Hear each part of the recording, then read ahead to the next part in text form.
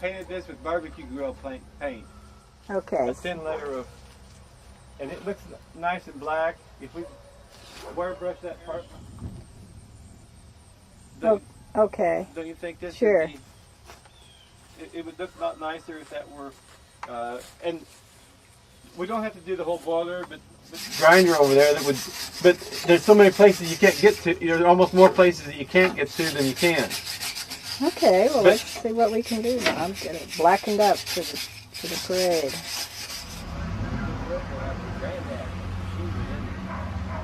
Look how my work is. Now, can you reach this stuff? Some of this is pretty wet. Something. What? A bumblebee was close to me. Was it? How you doing? I'm sorry. Keep yourself busy. You saw that one. Working on it. Okay. Yeah, you go give her that. Yeah, there. There we got it. Now? There's not any wax on it. Get in there with your little fingers, and if you got little hands, and you can get it all nice and shiny.